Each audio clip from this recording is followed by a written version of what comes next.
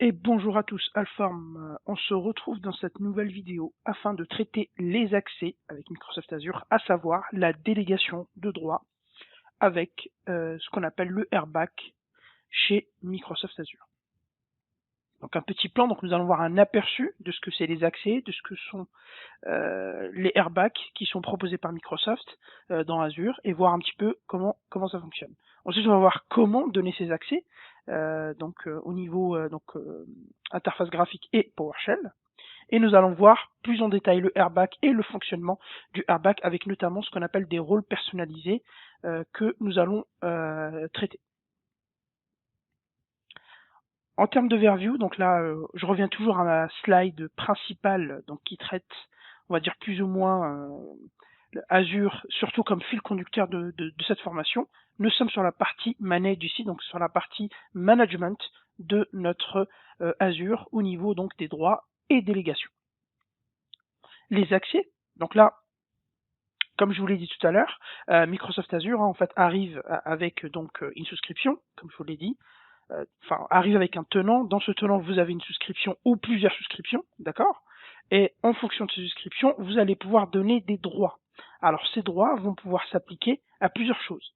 Comme vous pouvez le voir ici, nous avons en fait un global overview ici qui permet de nous montrer un petit peu ce qui se passe dans Azure. Donc en fait, on a quatre, on va dire, rôles principaux qui donnent des droits. Donc vous avez la partie lecture qui est ici, donc qui est en fait pour tous les gens qui ont un accès en lecture à votre Azure, c'est-à-dire que la personne va se connecter et aura accès en lecture sur toutes les ressources Microsoft Azure de votre tenant et votre souscription. Ensuite, vous avez des ressources spécifiques au rôle personnalisé. Donc là, pour le coup, ça on en parlera plus tard, mais ça c'est des rôles personnalisés que vous-même allez personnaliser pour donner des droits plus granulaires. D'accord. Ensuite, vous avez le rôle contributeur. Donc le rôle contributeur, lui, c'est un rôle qui permet de faire toutes les actions possibles donc sur une ressource. D'accord. Donc ce sont des utilisateurs qui vont gérer en fait les ressources, comme vous pouvez le voir dans ce tableau. Donc en fait, la partie lecteur, elle est vraiment pour la partie observateur. La partie ressources spécifiques, donc rôle personnalisé et contributeur, vont être vraiment pour les gens qui vont gérer les ressources groupes.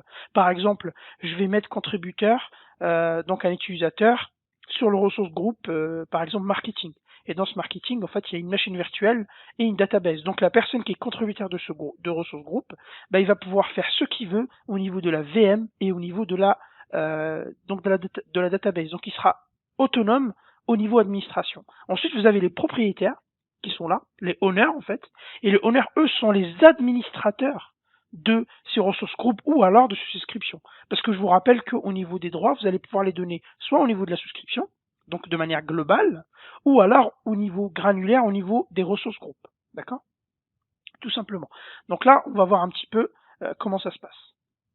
Comment attribuer un rôle? Donc là, en fait, il faut savoir que l'attribution d'un rôle, pour attribuer un rôle, en fait, il vous faut trois choses primordiales.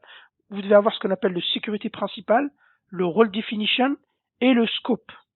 Donc, je vais vous expliquer à quoi servent ces trois valeurs. Le sécurité principale, c'est tout simplement un utilisateur, un groupe ou une identité fédérée, etc.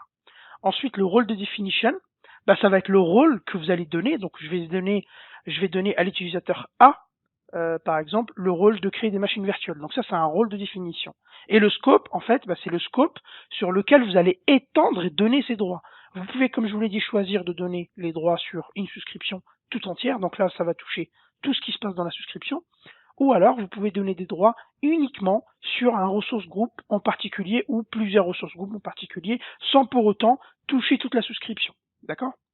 Donc on va le voir un petit peu. Donc comme je vous l'ai dit là, donc le principal de sécurité, donc le sécurité principal ici, c'est soit un utilisateur, soit un groupe, soit un principal de service, soit une identity manager. Donc tout ça en général, c'est en général ces utilisateurs ou des groupes. Donc après, à vous de voir comment vous allez gérer votre souscription. Et ce qui est très important, je vais rappeler, pour donner un droit dans Azure, en fait, il vous faut remplir ces trois conditions. Il vous faut donc un utilisateur, il vous faut un rôle bien défini, et il vous faut un scope. Vous voyez qu'il y a 3 points, 3 valeurs à remplir en fait au niveau, si vous voulez, process pour que ça puisse fonctionner. Donc, mon utilisateur ici, en groupe.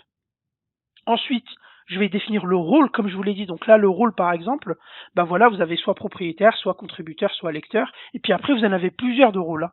Ça, c'est les rôles principaux. Mais si je vais sur ma souscription Azure, je vais vous montrer. Donc ici, si je vais sur la souscription Azure,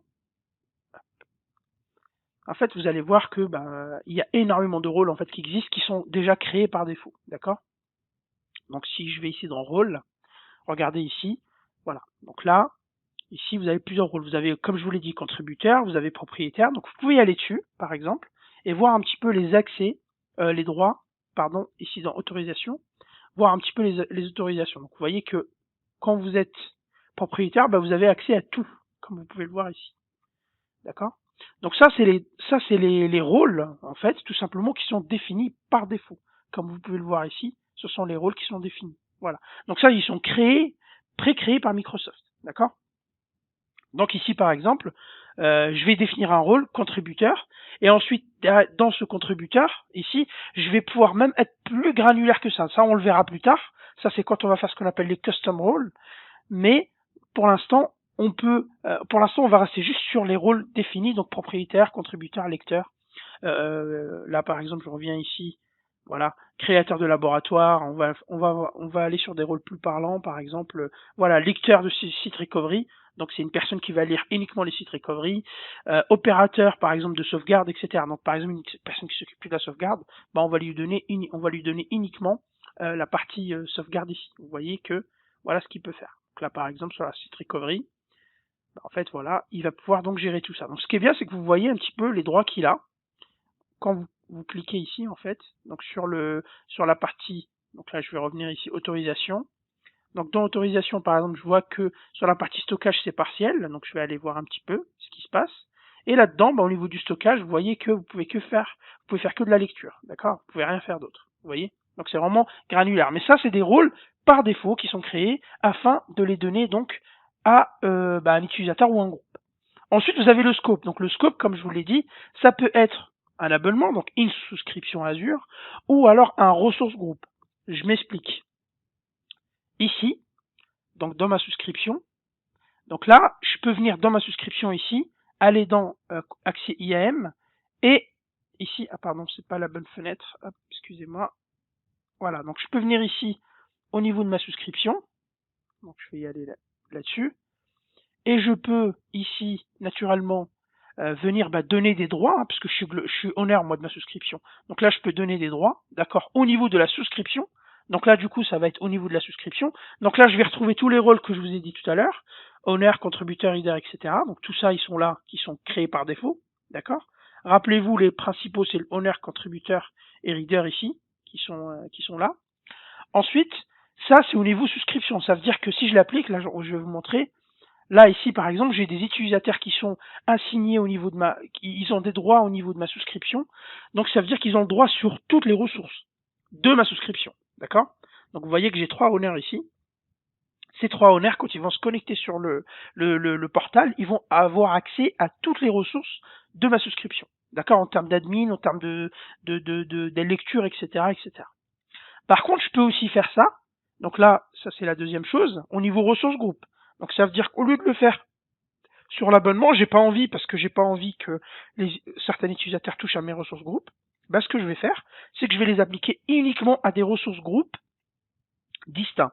Donc là, je vais venir ici, tout simplement, voilà, et je vais aller sur mes ressources groupes, et j'ai envie de dire par exemple que les gens qui s'occupent de la DFS, je vais leur donner le droit d'administrer mes services ADFS. Donc je vais venir sur ressources groupes. Ici, je vais aller donc contrôler AM et tout simplement ici, je vais rajouter les personnes, soit en tant que contributeur, soit en tant que lecteur, ce que vous voulez. Donc ce qui fait que ces personnes auront les droits uniquement sur ce ressource groupe-là, ADFS. Et ils n'auront pas le droit sur les autres ressources groupes ici. C'est pour ça, et je le répète, d'où le but de cette formation, rappelez-vous quand on a parlé d'organisation de ressources, de conventions de nommage et tout dans Azure, Si vous nommez pas bien vos ressources groupes, si vous créez pas les bonnes ressources groupes, comment voulez-vous en fait donner les bons droits aux bonnes personnes au niveau de votre organisation? Vous voyez bien que c'est super important parce qu'en fait là, si vous avez des gens qui vont toucher à d'autres ressources groupes qui les concernent pas, ça peut être vraiment ça peut être un foutoir au niveau de vos souscriptions. Et là, personne ne comprendra rien. C'est pour ça qu'au départ, je vous l'ai dit, c'est pour ça que je fais cette formation qui est un petit peu théorique, c'est vrai, mais elle est très importante pour aller vers Azure et notamment toute cette partie de organisationnelle, gouvernance en termes de ressources groupes, etc. Donc, pensez à bien nommer vos ressources groupes et pensez bien à faire vos airbags en fonction des gens et en fonction, bien entendu, de leur métier tout simplement. Si j'ai un administrateur par exemple network, je vais lui donner uniquement les droits à network. Je vais lui donner les droits de lecture sur toute la souscription. Comme ça, il pourra regarder un petit peu ce qui se passe. Par contre, je vais lui donner les droits d'administration sur la partie network afin qu'il puisse bosser. Par contre, il est hors de question que je lui donne par exemple des droits sur la partie machine virtuelle ou sur la partie SQL ou database SQL ou stockage, par exemple. Vous voyez vous voyez en fait le cheminement. Et donc ça, c'est très important. Je répète encore une dernière fois, faites bien attention quand vous créez vos ressources groupes à bien les nommer, à bien respecter votre convention de nommage et surtout à donner les bons accès en fonction des métiers de chacun. Donc là, en fait, la finalité, là, un exemple, je vais me répéter, mais c'est bien avec le schéma. Donc là, j'ai un groupe, en fait, qui fait partie donc du groupe marketing. Ce groupe marketing, on leur a donné les droits de contributeurs, comme vous pouvez le voir ici, puisqu'ils ont une étoile sur action. Donc ils sont contributeurs, comme vous pouvez le voir ici, contributeurs, sur le ressource groupe en question. Donc ce qui fait que ce groupe marketing aura le droit uniquement sur ce ressource groupe pour la partie administration, update, suppression, etc. Par contre, il ne pourra pas accéder à d'autres ressources groupes. C'est ça que je voulais vous montrer. Par contre, si cette définition de rôle, je la mets au niveau de l'abonnement, faites attention parce que du coup, le groupe marketing pourra accéder à toutes les autres ressources et du coup, à toutes les ressources groupes que vous avez au niveau de votre tenant. Donc, faites bien attention par rapport à ça. Donc après, vous avez aussi ce qu'on appelle l'attribution multiple. Ça peut arriver, hein, ce qui fait que par exemple, là, j'ai un utilisateur qui est contributeur, donc qui est contributeur de tout l'abonnement, donc de toute la souscription Azure, mais il a aussi des droits de lecture sur un ressource groupe. Donc qu'est-ce qui va se passer? En fait, c'est le plus haut qui va primer. Ça veut dire que l'utilisateur, il restera toujours contributeur de toute la souscription, même le groupe de ressources auquel il a le droit de lecture, comme vous pouvez le voir ici. En fait, le droit de lecture ne va pas, si vous voulez, l'emporter sur le fait qu'il est contributeur. D'accord? Donc là, c'est le plus grand qui l'emporte. Donc ça veut dire que l'utilisateur, il est contributeur, même si vous venez et vous mettez des droits encore plus granulaires sur un ressource groupe en particulier, en fait, comme il est contributeur de la souscription, si vous voulez, derrière, vous pouvez mettre ce que vous voulez. De toute façon, c'est le contributeur de souscription qui prime sur les droits que vous allez ajouter au fur et à mesure. Donc ça, faites bien attention à gérer ça également lors de vos déploiements ou lors de vos tests, etc. Ensuite, chose très importante et beaucoup de gens font l'amalgame en fait, c'est les droits Azure, donc Azure proprement dit le portail Azure, et les droits Azure Active Directory. Alors je rappelle que j'ai déjà fait une formation sur Azure Active Directory, je pense que je vais en faire une deuxième parce que je l'ai fait il y a à peu près 2 ans et Azure Active Directory a énormément évolué, donc je vais vous proposer une deuxième version de l'Azure AD version 2 avec les nouveautés qui sont sorties, qui sont vraiment impressionnantes, que ce soit en termes de sécurité ou en termes de management d'identité, etc. Donc petit aparté, on ferme la parenthèse. Donc à ne pas faire l'amalgame entre Azure AD et Azure, les rôles, enfin le airbag il est totalement différent. Vous avez un airbag orienté Azure que vous voyez ici. Donc ça veut dire que c'est un airbag Azure avec des rôles bien définis, comme je vous les ai montrés, propriétaire, contributeur, lecteur, etc., qui, eux, vont être associés soit à des ressources groupes, soit alors à votre souscription, comme je vous l'ai montré. Par contre, la partie Azure AD, c'est autre chose. Ce sont des droits qui s'appliquent uniquement sur l'annuaire Azure AD. D'accord? Vous pouvez être administrateur de l'Azure AD, par contre, être uniquement lecteur seul au niveau de la souscription. C'est ça que je voulais vous dire. Donc, vous voyez bien qu'ici qu'il y a une séparation. Et donc, l'administrateur général ici au niveau de l'Azure AD, lui il va pouvoir jouer sur la partie Azure AD, pouvoir par exemple appliquer ou créer un Azure Application Proxy, pouvoir enregistrer des applications en mode SAML avec de la fédération, pouvoir par exemple voilà changer le conditional access, etc. Par contre, il n'aura pas les droits, en tout cas les mêmes droits au niveau de la souscription ou alors les ressources groupes que vous avez dans Azure. Alors, un petit comparatif entre les rôles Airbag Azure et le rôle d'administrateur Azure AD. Donc ça, c'est très simple.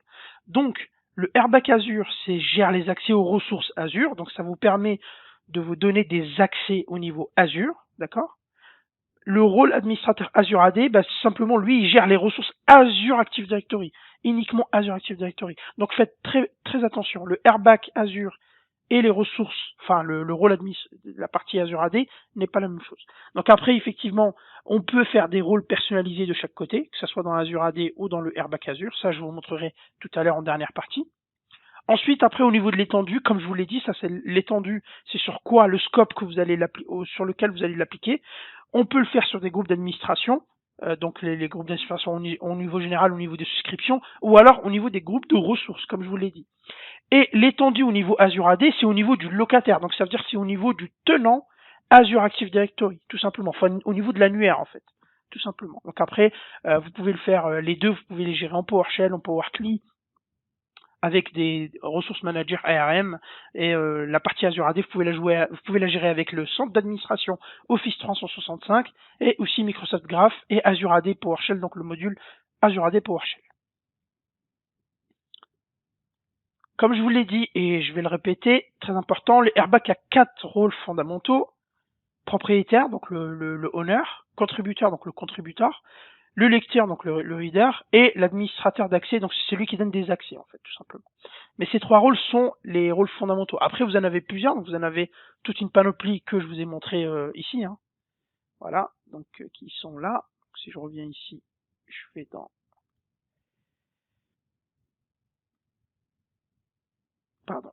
Ils sont ici. Donc voilà, ça c'est tous les rôles que vous pouvez retrouver par défaut. Hein. Voilà, hein, qui sont là. Il y en a énormément, hein, comme vous pouvez le voir. Ensuite, comment bien comprendre les définitions des rôles. Donc là, on va rentrer un petit peu dans ce qu'on appelle le custom role, d'accord? Et on va voir que ça peut être différent. Vous avez en fait, quand vous donnez des custom roles, en fait, vous avez 2 niveaux de droits. Vous avez des droits au niveau action, donc ça veut dire au niveau administration, et vous avez des droits au niveau data action, comme vous pouvez le voir ici. Donc vous avez action, no action, data action, no data action. Alors l'action, c'est pour donner des droits, d'accord, lecture, écriture, etc. No action, en fait, c'est tout simplement l'exclusion de certains droits. Par exemple, vous pouvez donner dans action droit de tout faire, et dans non-action, vous mettez par exemple suppression. Donc ça veut dire qu'il a le droit de tout faire sauf supprimer. C'est tout simplement pour exclure les droits dans action, en fait, tout simplement. Et dans data action et non data action, c'est la même chose. Vous pouvez donner des droits, par exemple full droit sur data action. Ensuite, dans no data action, vous pouvez dire par exemple pas le droit de supprimer ou pas le droit de modifier, par exemple. Alors ça, en fait, je vous vois venir. Hein. Ça, c'est comment le configurer. En fait, ça se fait avec des fichiers JSON on va le voir tout à l'heure, vous inquiétez pas. Donc là, vous regardez ici, par exemple, on a Alice ici, qui a donc les droits actions sur la partie souscription. Donc là, en fait, il est, on va dire, enfin, on le voit, il est honneur de la souscription, d'accord? Donc ça veut dire qu'il a le droit sur toute l'administration de la partie ressources, comme vous pouvez le voir ici. Donc il y a un storage account, donc il peut effacer le ressource group, il peut créer un autre, il peut effacer le storage account, il peut en créer un autre, il peut gérer les conteneurs ici, il peut les effacer, etc. Ensuite, on a un autre utilisateur qui est Bob, qui lui a un droit plus granulaire, et il est en fait storage blob data contributor. D'accord? Donc c'est ce rôle-là qu'on va aller le voir.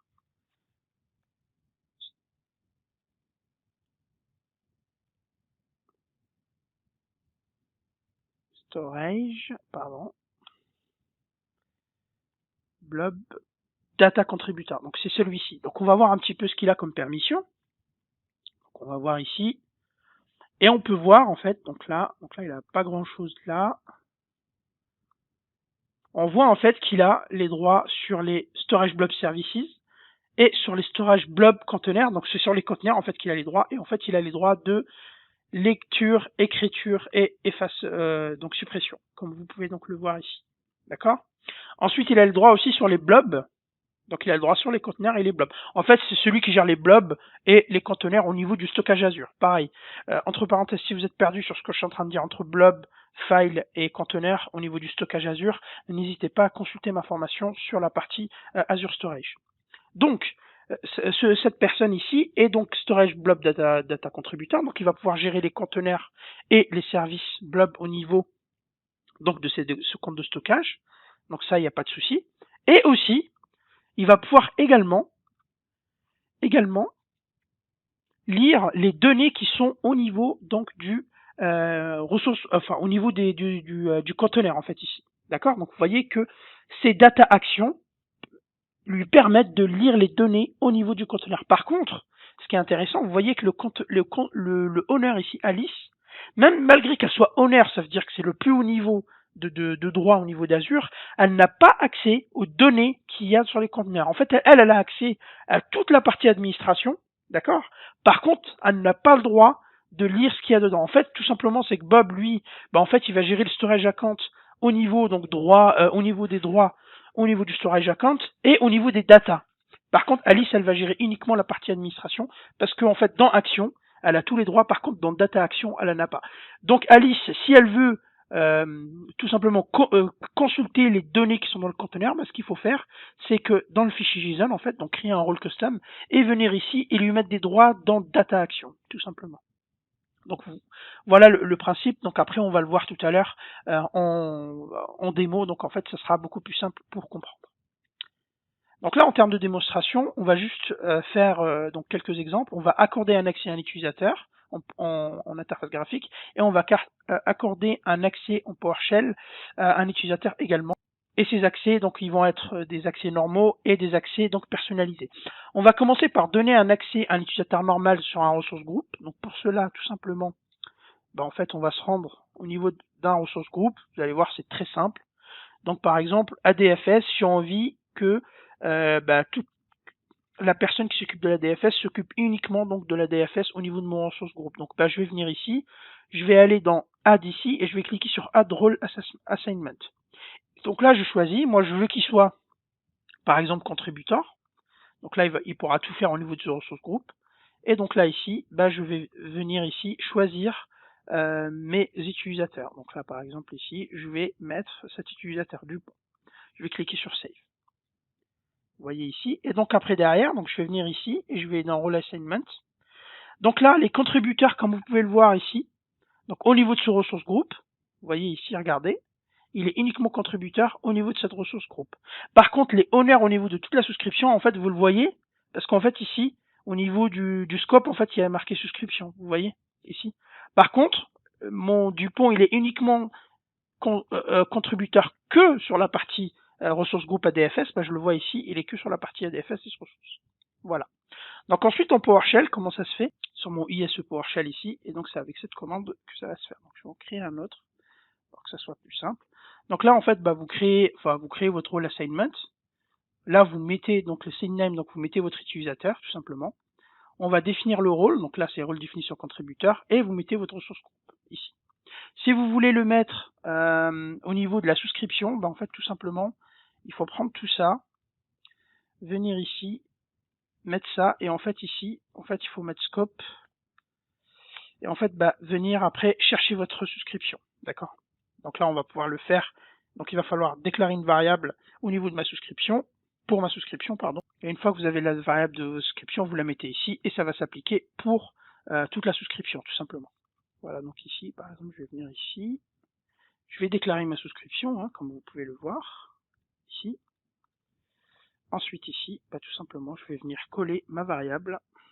Et ensuite, derrière, si j'applique ça, en fait, tout simplement, mon utilisateur contributeur va être appliqué sur toute la souscription. Ou alors, hop, je vais effacer ça et je peux laisser ça comme ça. Donc là, si je fais ça, je sais pas si je l'ai déjà appliqué tout à l'heure ou pas. Ouais, donc je l'ai déjà appliqué. Donc en fait, je l'avais déjà fait ici. Et donc là, vous voyez que l'utilisateur ici, il a été assigné en tant que contributeur, comme vous pouvez le voir, au niveau donc de mon RG Dest ici, comme vous pouvez le voir. Donc on va aller vérifier. On va aller venir ici. Pardon. Hop. Et on va aller donc dans... Non, c'est pas celui-là. On va aller ici, dans mon ressource group. Et on va vérifier le RJTest qui est là. Et je vais venir je vais voir si j'ai un contributeur au niveau de ce ressource group. Hop. Donc il est bien ici. Voilà. Vous voyez que c'est filé ici, contributeur au niveau de ce ressource group. Comme vous pouvez le voir. Et d'ailleurs, j'ai fait exprès, Safe il est aussi en fait honneur de la souscription. Donc vous voyez, comme je vous l'ai dit, vous pouvez avoir ce qu'on appelle les droits simultanés. Par contre, celle le plus fort l'emporte à chaque fois. D'accord? Donc ça c'est très important à retenir. Par exemple ici, si j'avais fait juste lecture seule, bah en fait Safe il aura quand même toujours les droits de tout faire parce qu'il est honneur au niveau de la souscription et pas au niveau de la ressource groupe qui est ici. Tout simplement.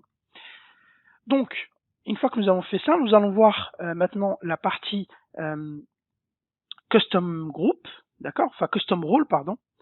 Donc les rôles en fait, ils se basent en fait, comme je vous l'ai dit, sur des fichiers JSON hein, que vous allez définir. Et donc là, je vais vous montrer un petit peu comment ça se passe. Donc alors n'hésitez pas en fait à bien vous connecter sur votre tenant Azure, hein, donc avec cette commande là. Donc après vous vous connectez. Donc là par exemple ici, on va prendre le rôle ici reader. Donc c'est le rôle en fait de lecture seule. Hein, et on va voir un petit peu qu'est-ce qu'il a comme information au niveau des fichiers JSON. D'accord? Je vais agrandir peut-être un petit peu. Voilà. Donc je vais venir ici. Je vais l'appeler 1 parce que je l'avais déjà fait. Et je vais venir là. Et je vais cliquer ici sur... Donc là, en fait, tout simplement, j'exporte le fichier JSON en fait au niveau d'un dossier, hein, tout simplement. Hop. Voilà. Donc il est... Hop, si je le retrouve. Donc il est ici. Donc si je clique dessus, hop, donc là j'ouvre un petit peu mon éditeur JSON. Voilà. Donc là, vous voyez que dans read, regardez ce que j'ai. Comme je vous l'ai dit tout à l'heure, la structure suivante. Donc vous avez le nom, vous avez l'ID, vous avez le IC custom. Est-ce que c'est un custom ou pas? Donc là, c'est pas un custom, c'est un false. Vous avez une description. Et ensuite, vous avez les actions. Donc là, l'action, c'est pour la partie administration, comme je vous l'ai montré tout à l'heure. Ensuite, vous avez la partie non-action. Ça permet d'exclure certaines actions que vous aurez mis ici. Ensuite, donc ça, c'est au niveau administration. Donc la partie action ici, et non-action. Ensuite, vous avez la partie data-action. Donc ça, cette partie-là, elle est au niveau donc des data, comme je vous l'ai dit, par exemple sur la partie storage, etc.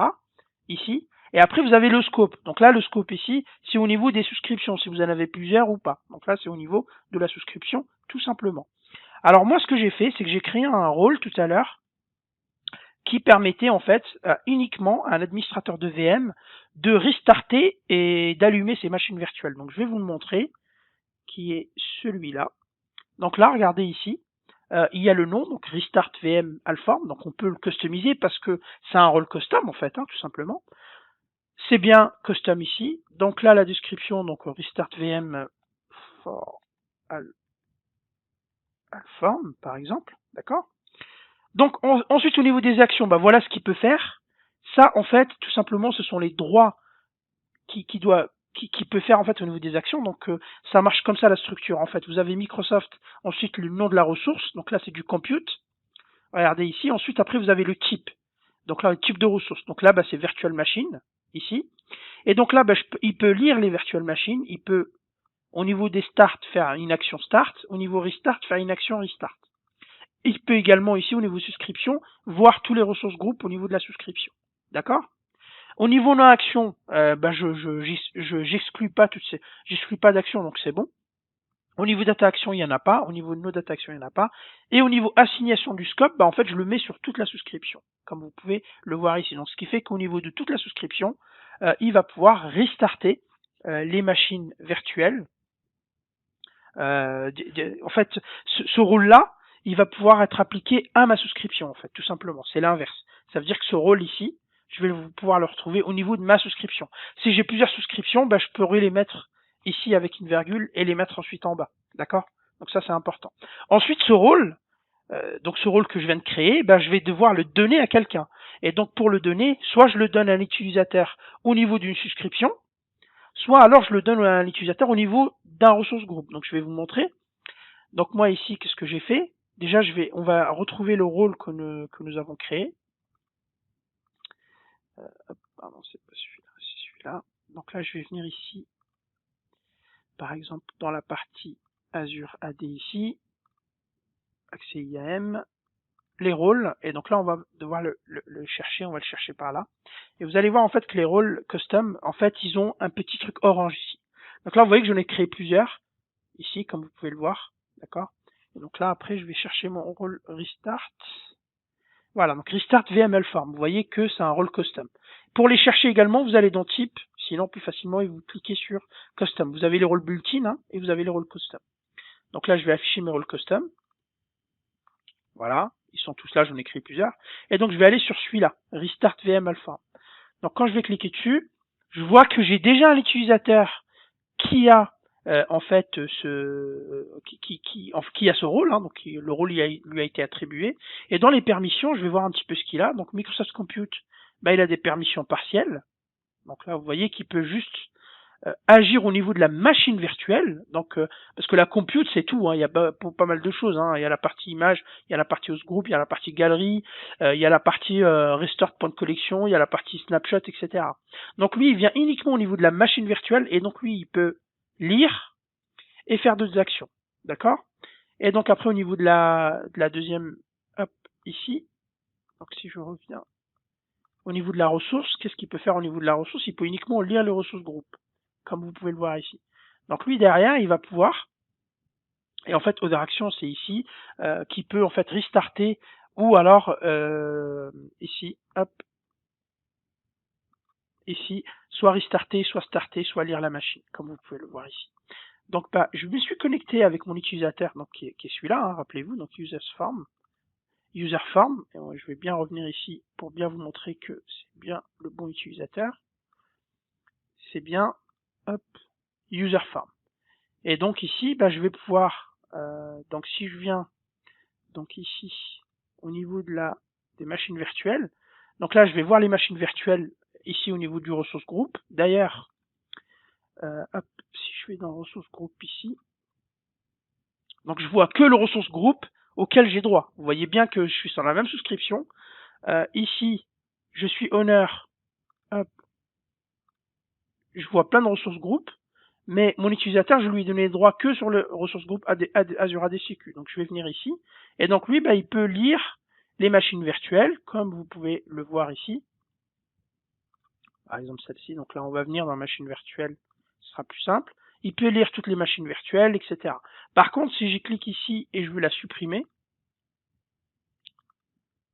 ici, je vais confirmer, en fait, il va me dire, voilà, l'utilisateur avec l'objet n'a pas l'autorisation d'effectuer l'action suivante. Donc, en fait, je lui ai pas donné ces droits-là. Microsoft Compute Virtual Delete. Si je lui donne ça, il pourra l'effacer. Mais pour l'instant, il peut pas parce que je lui ai pas donné ces droits-là. D'accord? Par contre, dans cette VM, il va pouvoir venir ici et faire, par exemple, un restart. Pardon. Ici, par exemple, faire un restart. Et vous voyez que les restarts, ils fonctionnent très bien. On n'a pas de problème par rapport à ça. Et voilà, donc la machine a été redémarrée avec succès. Donc vous voyez l'importance un petit peu des airbags que je vous ai donc montré ici. Voilà, donc j'espère que la vidéo vous a plu et que vous aurez appris beaucoup de choses sur la partie airbag. Quant à moi, je vous dis à la prochaine vidéo pour d'autres sujets. Merci.